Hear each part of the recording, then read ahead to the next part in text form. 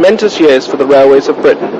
As the decade began, the last steam locomotive was built at Swindon.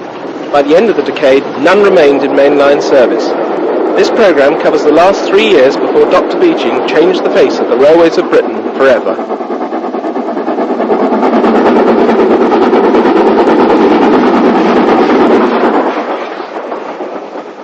In Scotland, it was already all over for a number of branches.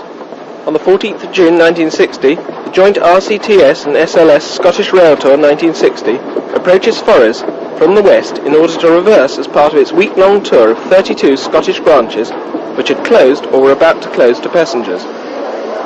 Forres was still a triangular junction, and the 2P reversed round the single-track link from the Aberdeen line from the east to the former main line from the south via Darver, before coupling back onto the train in order to set off towards Inverness.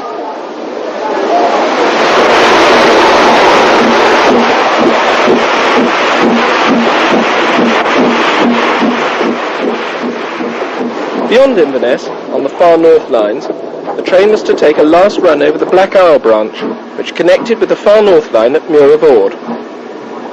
This branch, curving away from the main line, which headed north to Dingwall, traversed the southern side of the Black Isle, which forms the northern border of the Beaulieu Firth and Inner Murray Firth opposite Inverness. The first station on the line was Redcastle, but it had closed to passengers, as had the whole line, in 1951.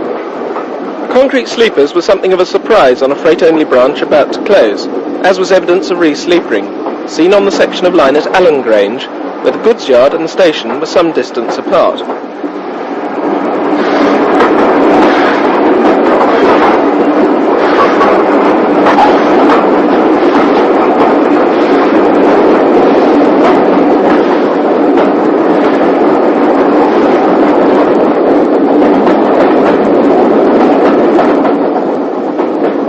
Munlochy, third station on the line. In those days, closed stations tended to remain untouched by the demolition squads, even though only freight remained, although no wagons now stood in the yard, as this was to be the very last train on the branch. 4 sleepers stand at the side of the line, as we cross a set of manned gates. High labour costs for obsolete practices such as this were to prove the major fuel for Beeching's radical cuts just 3 years later. At Ork, the last station before the terminus, locals turned out to see the final train. Here the line ran close to the Murray Firth coast, just a few miles as the crow flies from Inverness and Dalcross, but a long tedious journey of more than 30 miles by rail. Today a new road bridge straddles the Firth, and Fortrose, the terminus of the branch, is only a 15-minute drive from Inverness. Even a remote terminus, such as this, boasted a turntable, so the KL060 was able to turn to head back Smokebox first. It seems everyone wanted to help turn her.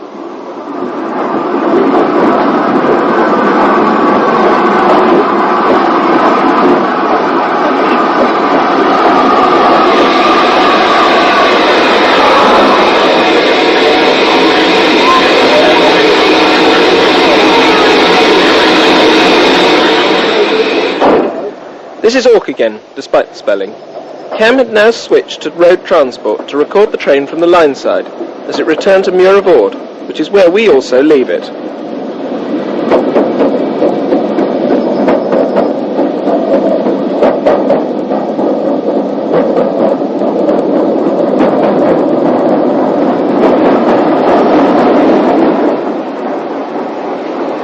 Black Fives were the mainstay of the far north lines in 1960. Performing their true mixed traffic role as freight and passenger engines. One station south of Muir of Ord is Beaulieu, where the line turns to the east, and 2 stations to the north is Dingwall, junction for the lines to Wick and Thurso and to the Kyle of Loch Ash. 44724 is seen shunting stock at Dingwall for a train over the Kyle line. A Pickersgill Kelly 440 was provided as pilot as far as Achnarshellac, as we'll see later.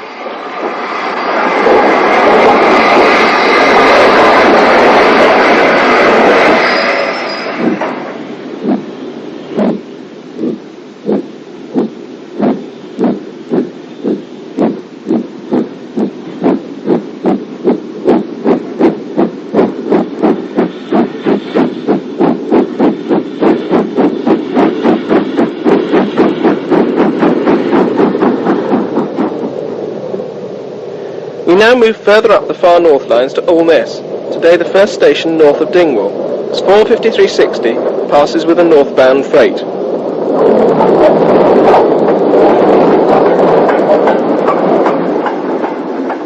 Invergordon boasts a harbour still in use today, but Delny closed in 1960, the year of our visit. Tain survives today, but the Pickersgill 440 and the little two-road shed have gone the way of all flesh. Goldsby, however, still does boast a crossing loop, but the only Black 5 to visit in recent years was 5305 on a trial run in 1986. The Mound was a junction for only half of 1960, as the branch to Dornoch closed to all traffic on 13th of June that year. The Kaleo 60 seems to be celebrating its demise.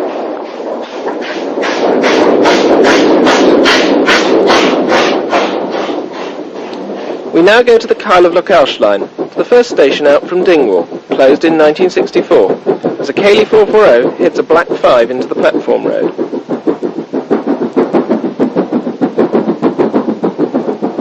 The station was situated halfway up a 1 in 50 gradient, with its summit at Ravens Rock, 6 1/4 miles out from Dingwall. From here we coast down another 1 in 50 to Garve station. Garve is today the first crossing point on the Kyle line. Another 1 in 50 climb is encountered immediately after the end of Garve platforms. This takes the line up from the coastal farming region into the mountains over which the railway must pass to reach the Kyle line on the far western coast.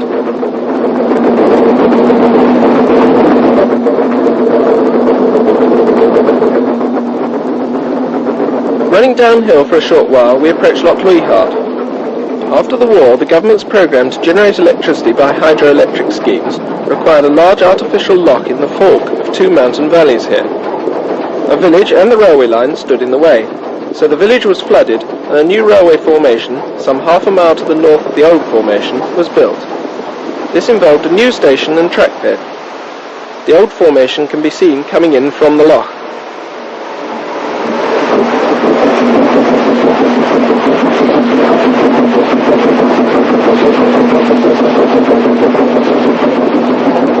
From here, the gradient profile is a sawtooth, with short up and down climbs of 1 in 50 to 1 in 300, and only two extremely brief level stretches before the next crossing loop.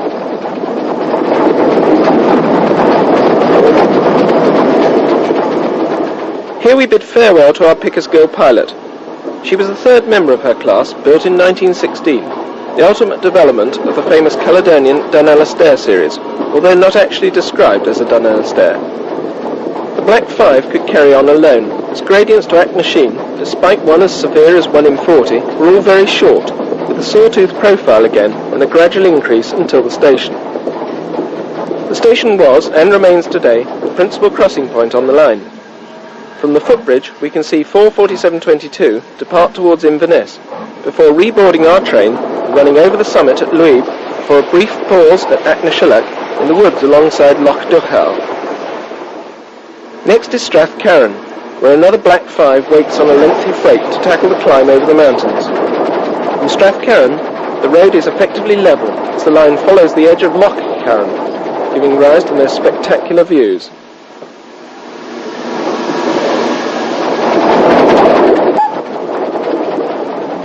One more brief climb at 1 in 60 up to Plockton spoils the gentle run for the driver, but this is compensated for by the numerous sharp curves and associated speed restrictions, which made this a very demanding road. The terminus at Kyle of Lochalsh is well known to enthusiasts, with its shed cut into the side of the mountains and its single island platform with the station buildings on it. Here we get a glimpse of our train engine, 45319, as she runs off to turn, and then 45479 is seen shunting the busy goods yard, the principal port for the Isle of Skye.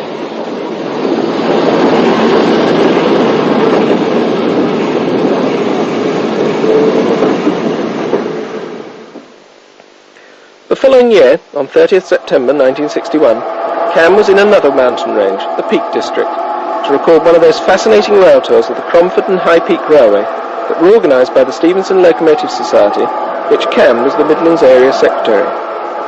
After viewing the Super D at Parsley Hay, where the CHP effectively started in BR days, the tour set off in 4 open wagons and 3 brake pans. First passing loop was at Fryden, where the morning goods took 2 hours to shunt the few sidings. Our engine was number 68012, one of a number of J94 WD locomotives which had replaced the well-known North London tanks from 1959. The line was noted for its sharp curves and steep gradients, although the part of the line that ran along the bleak moorland countryside was relatively flat, with gradients of 1 in 792 and 1 in 600 between Parsley Hay and Hopton. The railway was built across the top of the peaks, joining Cromford on the Midland Main Line from Derby to Manchester to Buxton on the LNWR line from Manchester. The central section was worked by locomotives, so had to remain level, achieved by severe curvature and the characteristic dry stone walls and high stone embankments. The famous inclines at each end were originally rope and later chain worked.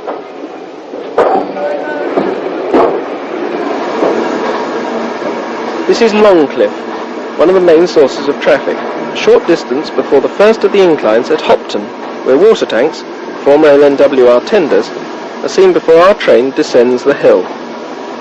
This was the steepest adhesion-worked incline on BR, the sharpest part being at 1 in 14. It was worked by chains from a stationary steam engine until 1877, after which it was worked by locomotives, becoming the best-known feature of the line, as the small tank engines rushed it from the bottom and struggled to the top with just a few wagons.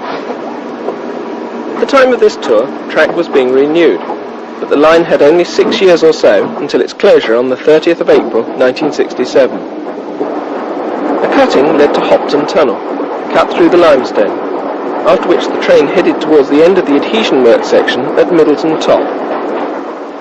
Here we see a second locomotive, 68030, which had piloted its sister down the incline, was to run round the train here to remove the rear brake pan. We are looking towards the incline, which curves to the right behind a small engine shed and water tower. This was effectively the top terminus, the Middleton incline connecting the top section with Sheep Pasture incline and Cromford goods depot.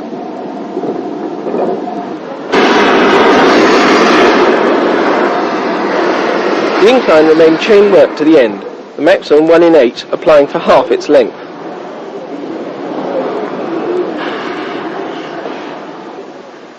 From Middleton Top, we go to Top Shed, the King's Cross Loco, where we see A4 Dwight D. Eisenhower turning. This engine was later presented to the United States, where she is preserved at Steamtown.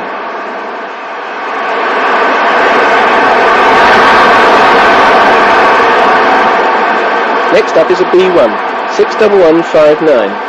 And then we have a magnificent panorama with a WD, German deflected A3, A2s, A1s, and another A4 standing outside the shed with another A1 and a Britannia.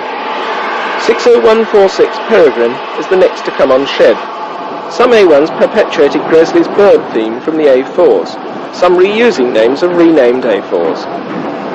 60049 Galty Moor goes on shed. Sir Vincent Raven comes off shed, ready to back down to King's Cross. Seagull is returning to the shed after working an up train into the cross.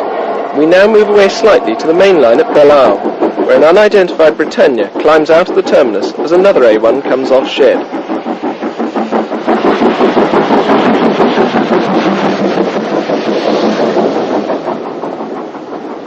.60881 drifts past, awaiting a clear road into the station.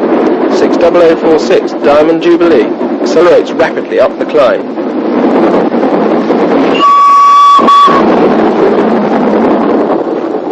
Not quite so quick is Prince of Wales, also with a double chimney and German deflectors, but with a Great Northern tender. The DMU nearly obscures Thompson's B1 on a holiday train from Skegness. These pictures were recorded in August 1961. The new order is represented by an English Electric Type 4, later Class 40, but we rapidly return to normality with Peregrine once again.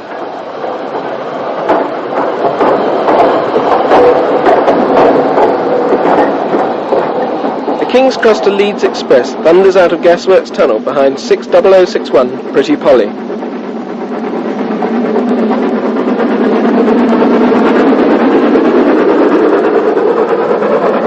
Walter K. Wigham is our last view outside King's Cross, before we move up the line to Potter's Bar to see another A4, Gannet, racing through on an up express.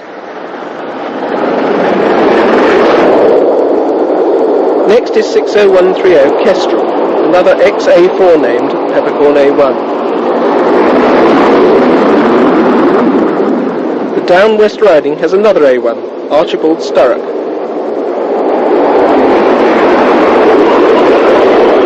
At first glance, this could be an A3, but it's V2 60858. A1s predominate. This is Scottish Union.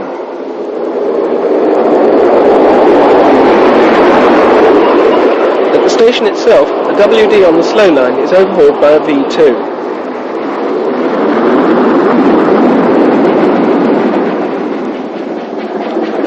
This Britannia, sadly, remains anonymous, as does this WD running light on the down slow. Our final Potter's Bar scene shows the second built A4, Quicksilver.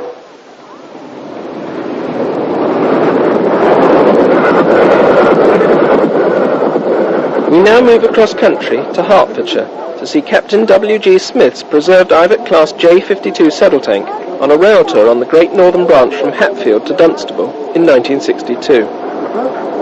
Ayout was the first station out from Hatfield, where the locomotive paused, the next stop being Harpenden East, where the line ran alongside the Midland Main Line. Note the Great Northern Somersault starters on the line, which was to survive another 9 years to 1971. At Luton, the J52 was to come off the train. Sadly, it hasn't been seen for many years now, as it is now buried at the National Railway Museum. For the continuation along the branch, an LMS 2P, number 40646, was to take over, taking the train up the West Coast Main Line at Leighton Buzzard, before branching off in Northamptonshire on the Northwestern Line via Daventry. Braunston had two stations, the other situated on the Great Central.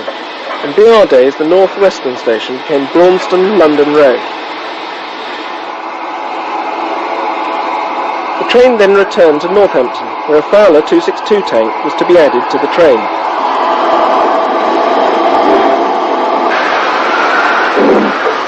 This necessitated the 2P's removal from the train, as the tank was to work inside the 440.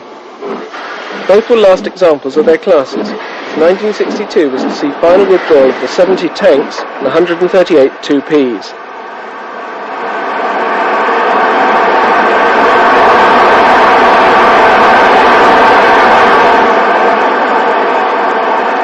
The double-headed train then ran from Northampton via Rugby to Birmingham New Street, where the tank was removed. After a last glimpse at the 2P, we see an immaculate Scot, Duke of Wellington's Regiment, West Riding, waiting to take over an express.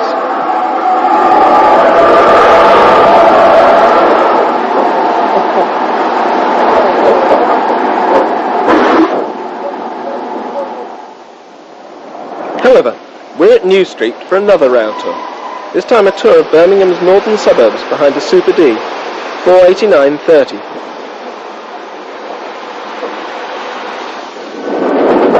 We set off via Aston, on what is now known as the Cross City Line to Lichfield.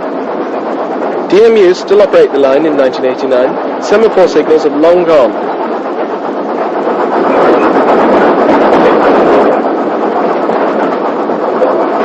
Gravelly Hill is the first station out from Aston, and the locals turned out in force here to see the special, which had a photographic stop.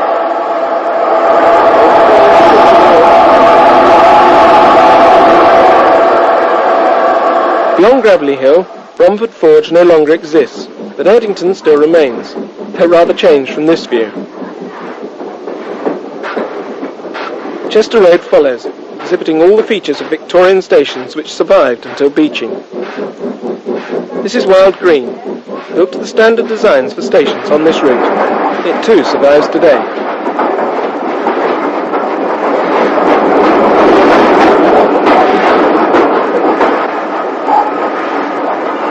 The next stop was at Sutton Coldfield, where a civic reception was laid on to celebrate the line's centenary.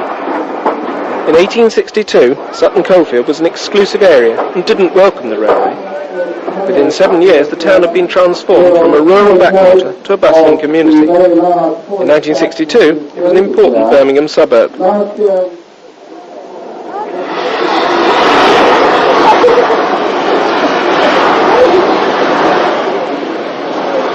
Stetchford on the main London and Birmingham line was a reversal point.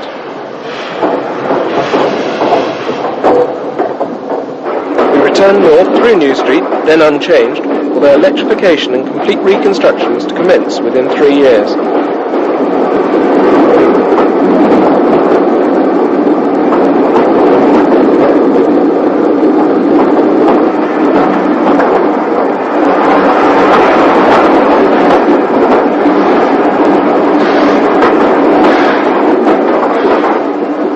The train ran to Wednesbury via Soho, Great Bar and Bescot, which we'll visit again later, before taking the Prince's End branch from Wednesbury to Tipton. This was an important freight branch, surviving to February 1985.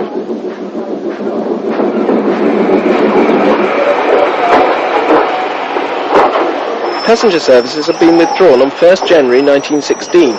Prince's End platforms still survived.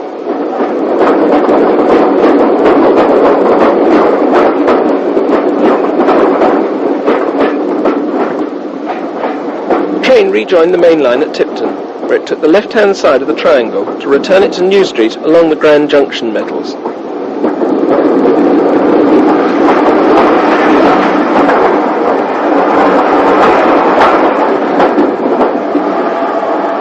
We returned to the northern side of Birmingham to Bescot Shed, where many Super Ds were to be seen.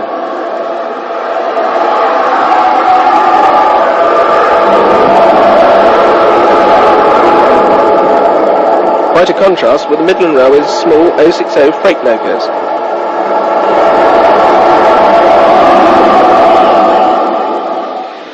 Midland passenger power was also on the small side. 2Ps were the standard, minute by comparison with Stanley's Black 5s. This was a 1947 crew-built engine. At Walsall, just north of Bescot, we see what was probably the first non-Somerset and Dorset Pines Express. In September 1962, this famous express was rerouted from Bournemouth via Southampton, Oxford and Leamington, through Birmingham to Walsall, where the Black 5 was removed in favour of a diesel.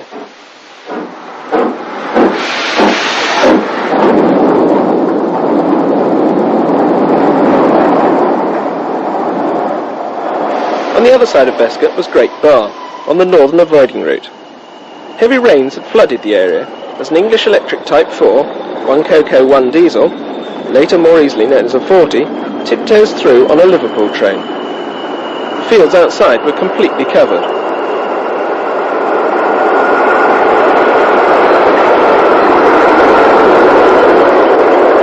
Back near the station, a small Ivat mogul makes a change from the diesels.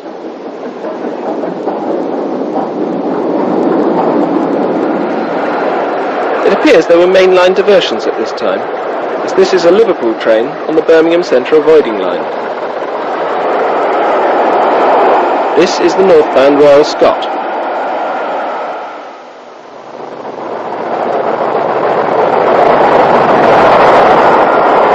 The Black 5 heads south with the Holiday Express, whilst yet another Type 4 heads the Red Rose.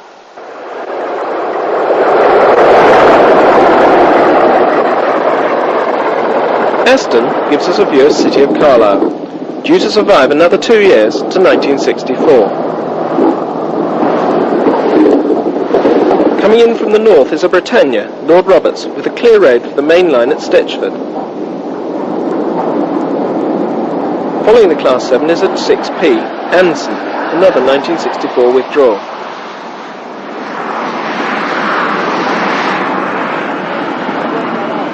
D336 is next, but she doesn't have a clear road. This is the Whitehaven train from the Cumbrian coast.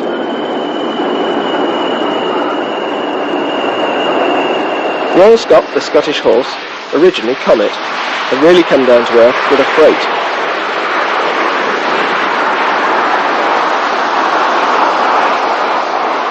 On the southeast side of Birmingham is Brickyard Crossing, where the Midland route from the Great Western passed beneath the North Western main line. Here we see a DMU coming along the chord line before the northbound Pines Express appears once again, headed by the same Black 5 seen at Walsall.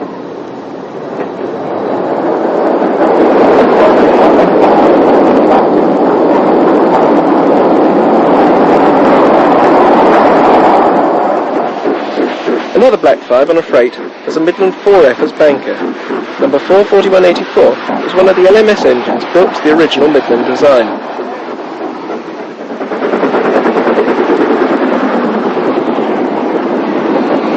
We complete our circumnavigation of Birmingham by examining the cross-country line to the southwest of the city, which left the Midlands Gloucester and Bristol line at Barnt Green, first stopping place on which was Alvechurch, and the second Redditch. Both these stations survive today, Redditch being the southern terminus of the cross-city line from Lichfield and Sutton Coldfield, which we saw earlier.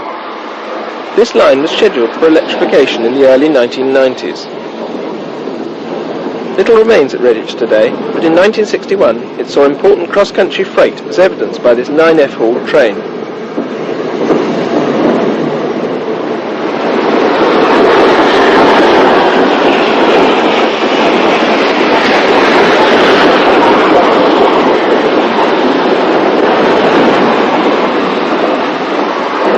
As can be seen, 5 Class 4 264 tanks dominated workings, but Ginties also worked local trains terminating at Redditch.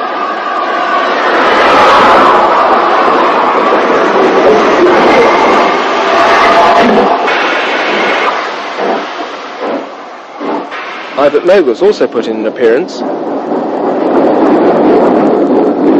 but the Fowler engines covered most duties. 3 stations to the south of Redditch, Alcester, had once been the junction for a Great Western branch to Bearley Junction on the Stratford-on-Avon to Birmingham line. This had lost its passenger service in 1939. The main line south of Redditch was to lose its passenger services on 17th June 1963, a section from here to Redditch only, retaining freight for another year. Station buildings at Broome, 2 stations south of Alcester, survive today in use as a council salt store. Until 1960, the year before these scenes were recorded, Broome had been the junction for the Stratford-upon-Avon and Midland Junction Railway, whose truncated remains can be seen to the left of the picture beyond the signal box. Salford Priors was the next stopping place. Today it's an office. The route had been promoted by the Midland as an alternative through route to the southwest, avoiding the notorious Lickey Incline. By this time, Harvington had been reduced to a single line through the platforms, although its box was still in use.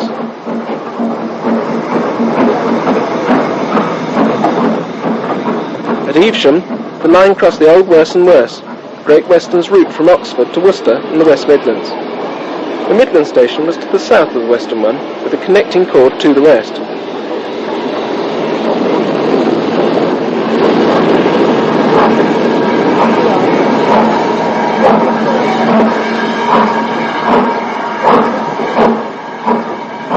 On the western route, DMUs operated most services. Back on the Midland, we set off to the south again, via Bengeworth and Hinton, the second station after Evesham. The building here is today a private residence. The line was built in 3 phases, section to Ashchurch from Evesham opening in 1864, some 4 years before Evesham to Redditch. The junction here with the main line was 3-way, another branch going to Great Malvern.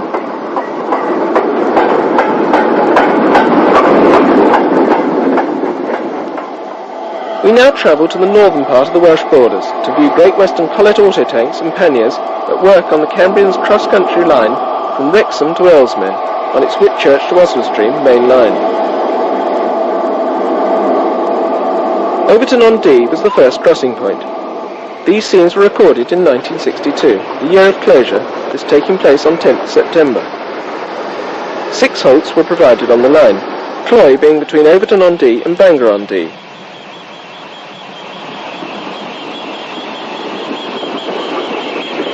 The line had closed once before, during the war, from June 1940 to May 1946.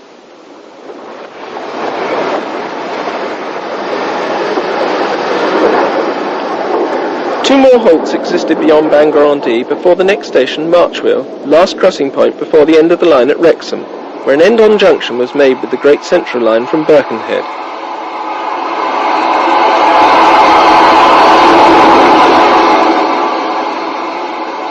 We now cross to the second station on the London North Western's famous Central Wales Line, still in its prime in 1962 as a double-track main line. Change was already afoot, however, as the goods yard was severed and freight engines appeared on passenger turns.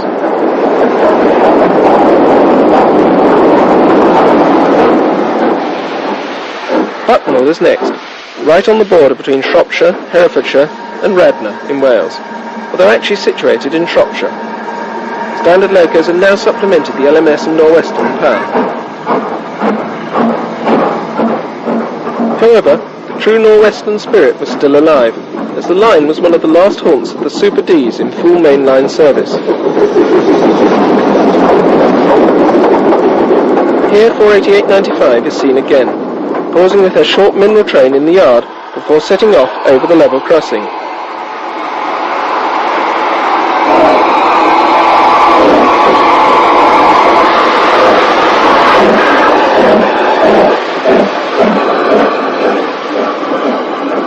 This is a Black 5 on passenger duty, these versatile engines being the mainstay of the line from the 1930s. No freight runs on the line today, which survives as a single line operated by DMUs. Knighton was, indeed is, the first station after crossing the border into Wales. Standard Class 5s supplemented their LMS-built cousins.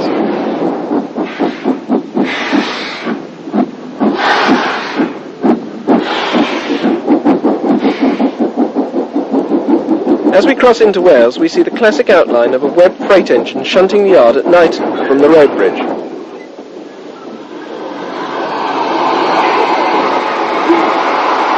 And so, in Wales, and the climb to the charmingly named Sugarloaf Mountain. Here the line was single track for the final climb up and through the tunnel at the summit.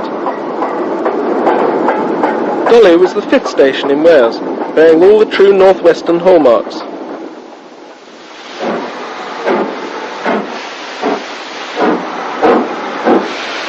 Through Pennybont, the line had already been singled in 1962, but the small spa town was the principal place of importance on the line then as it is today.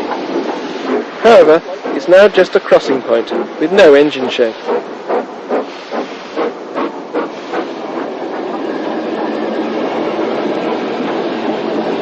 Once again, the Super D shunting the yard is 488.95. At North Wales, the LNWR's Central Wales crossed the Great Western's Mid Wales line from Moat Lane to Three Cocks.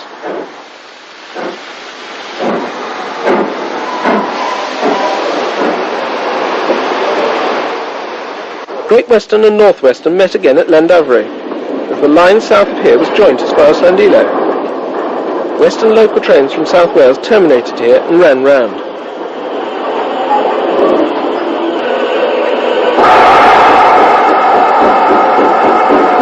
Llandilo itself was a colourful spot.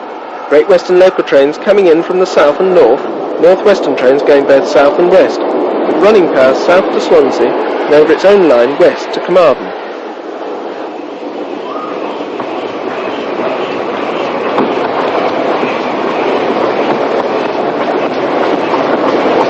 The station was Great Western, but exhibited Norwestern features. Today it is really just another passing loop.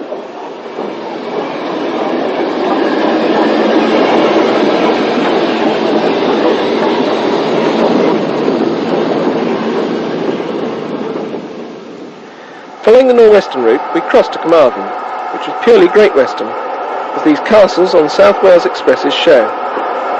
Carmarthen town was effectively the terminus for the South Wales main line from Swansea and Cardiff, as the castles usually came off through trains for the lines beyond here, as trains had to reverse.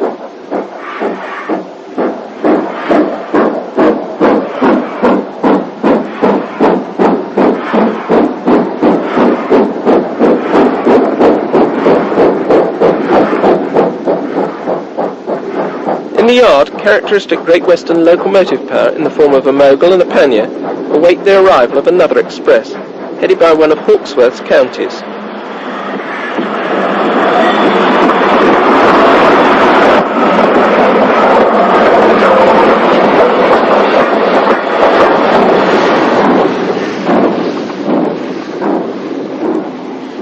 This is the stock of the overnight sleeper being shunted. Note the centenary coach near the front of the train as another express, again Castle Hall, runs in.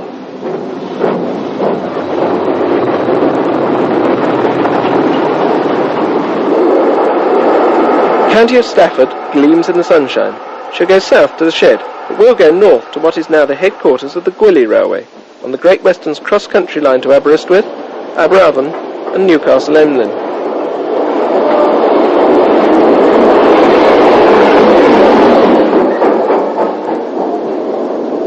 Pencarder was the junction for the short branch to Newcastle Emlyn, which had closed 10 years earlier, in 1952. Churchwood Mogul's were the usual motive pair. This freight is headed by one of the 5-foot 6-inch wheeled Collett rebuilds of Churchwood's original prairies.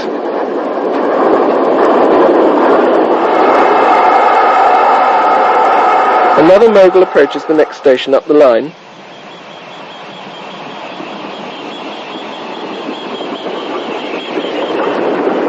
And we go virtually due west to the coastal town of Cardigan, where a small pannier brings her train in to the terminus.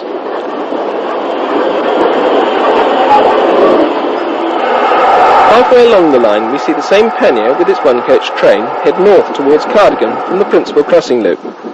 The steeply graded branch closed on the 10th of September 1962.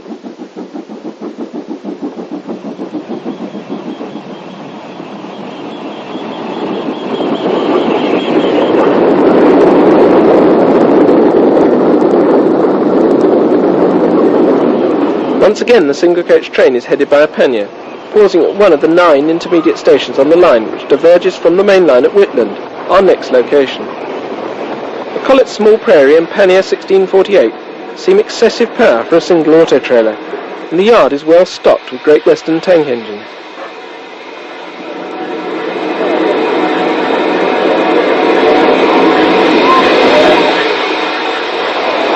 The station remains a junction today, but in 1962 it served the Cardigan branch, Fishguard, Pembroke and Neyland.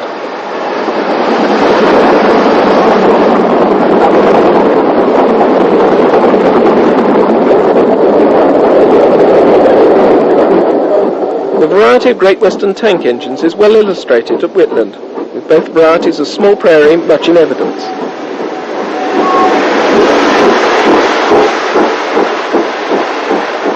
The junction for the Fishguard and Neyland lines was at Clarbeston Road, where a pannier stands with an unusual combination of chocolate and cream and crimson and cream coaches, the latter very rare by 1962. Fishguard had 2 stations, this one closing in 1964, although the harbour one remains today.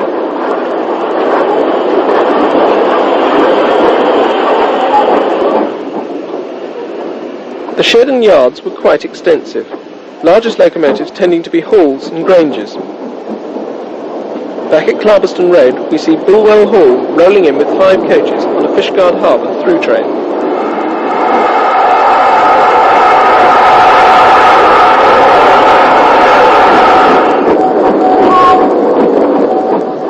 The delightfully named Haverford West was the main station on the line to Milford Haven and Neyland. Another hall, Stanford Hall, sets off with through coaches on the Capital United's Express.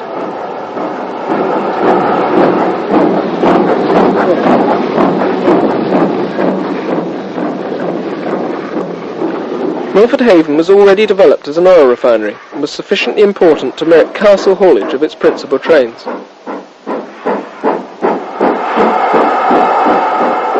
Neyland was, by this time, a branch, leaving the Milford Haven line at Johnston. However, it did have the main locomotive yard, although it had lost importance to Milford Haven. The line closed in 1964, although it had been the original main line. It had run from Carmarthen to Neyland, opened in 1856 as a broad gauge line by the South Wales Railway, and taken over by the Great Western in 1863.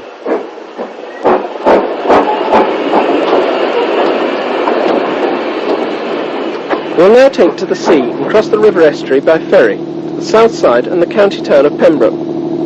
Paddle steamers still operated in 1962, and along the river shore can be seen the railway carriage sidings at Pembroke Dock.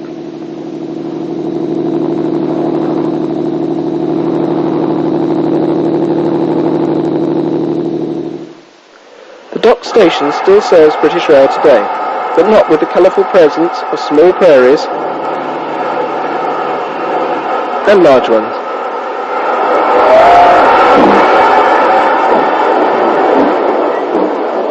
BRITAIN.1960 returns with a long train from the carriage sidings, which takes us down to the southern coast of the Pembroke Peninsula at Tenby, where another loco yard is host to 2 granges.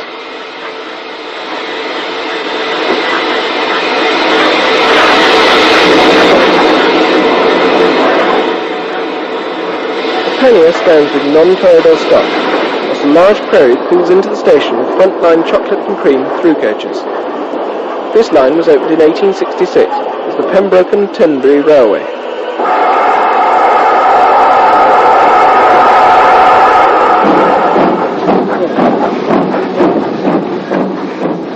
Finally, we visit the inland station of Narberth, where a manor pulls in with a train for Pembroke.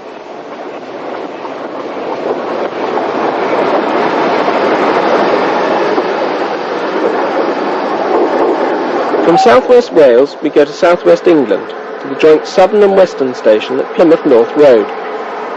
A rebuilt Battle of Britain is coming in from London on a southern express via Okehampton and Tavistock.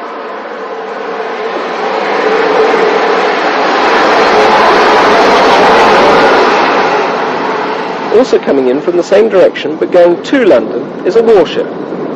At Plymouth, like Exeter St David's, southern and western trains from London headed in opposite directions.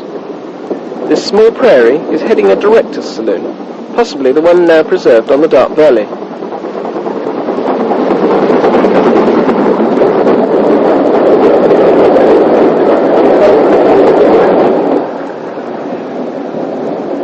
DMUs today still operate local Plymouth services, but this T9 is coming in from the Southern's own terminus at Friary, with a train for the Dartmoor main line via Okehampton.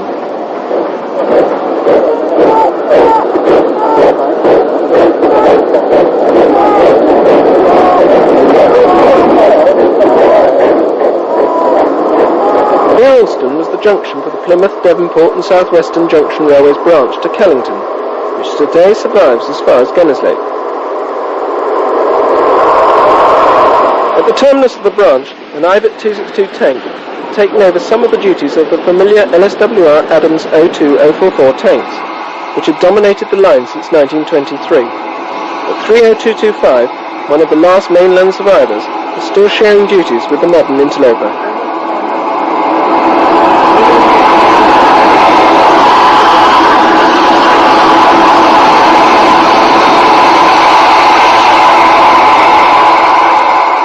Another Cornish branch was the Falmouth line, on which we see a Hawksworth pannier slowing to take the token at Perranwell Station, a passing loop on this single-track line. A Collet pannier arrives from the Falmouth direction after the 9400 has gone, going rather rapidly for a hand exchange of tokens. Perranwell's superb elevated signal box straddling the goods siding was well known, but has of course disappeared today. The Falmouth branch had been the last repository of Brunel's famous wooden viaducts, but the last was replaced by a concrete one in 1932.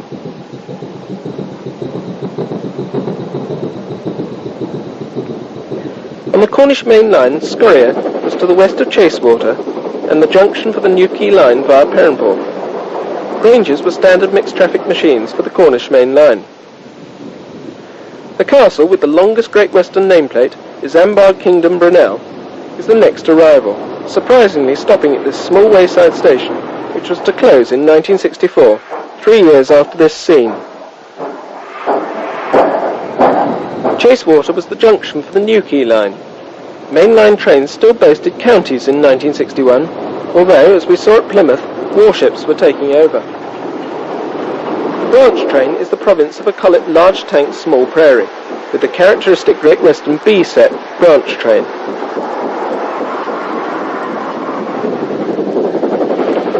An eastbound freight is headed by a grange, virtually the only important Great Western type not to be preserved. Another branch train arrives, this time behind a pannier, one of the later round cab variety. On the branch, St Agnes is a crossing point midway between Chasewater and Perranporth, with an island platform.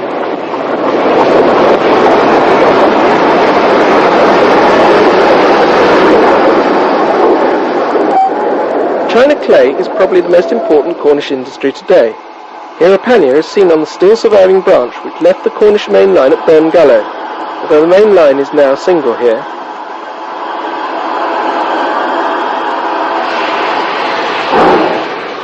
Our last county is seen at Poll, the centre for the China clay industry. This was the junction for the main New Quay branch, and the ferry branch which is today a road. The ferry itself still sees trains. This pannier is on the other branch which comes down the ferry estuary from Lostwithiel. China clay also featured heavily at Wadebridge, where a pannier bearing a southern headcode disc arrives at the former Bodmin and Wadebridge terminus. Panniers were by this time used on the full B&W line to Bodmin North, previously another O2 point. Southern interest is maintained by 30117, which we saw earlier at Plymouth. She has reached Wadebridge by going round Dartmoor to Okehampton and back along the North Cornwall line, up which this N mogul, coming in from Padstow, will go. More Great Western motive power, in the form of a prairie, comes in alongside one of the famous BT well tanks. This is 30585, first of a trio which survived in BR service until 1962. This engine is now preserved at Quainton Road, and may steam again one day.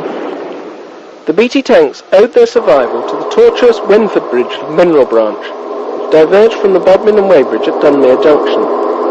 Curiously, a gate controlled access to the line. Standing by the ground frame is 30587, the third of the trio of well tanks, and physically the same as 585. The third member of the class, 586, had square splashers. We are now going up the branch with this little engine, after she has watered that strange tank in the woods. The three BTs were survivors of a batch of 12 engines built in 1874 to 1877. All their sisters, together with 73 earlier members of the class, were scrapped in the last century. The Wenford Bridge line was their saviour. Lightly laid, and with tortuous curves, the only satisfactory engines proved to be the little 240 well tanks. Originally designed as London suburban tanks, the three were successively rebuilt by Adams between 1884 and 1892, by Urey in 1921 to 22, and the Southern under Maunsell from 1931 to 1935. The branch itself was built in 1834 and never had a passenger service. It was built purely to serve the China clay workings at Wenford Bridge, the terminus at the end of a thickly wooded valley to the north of Bodmin. Here we see 30857 shunting the open wagons in which clay was transported. This particular engine was built in 1874 by Bear Peacock as number 298. It was duplicated in 1898, replaced by a Drummond C8 440, which was scrapped in 1938, 24 years before the well tank was withdrawn in December 1962. She was rescued and now is on display at the Dart Valley Railway's Buckfastleigh Museum.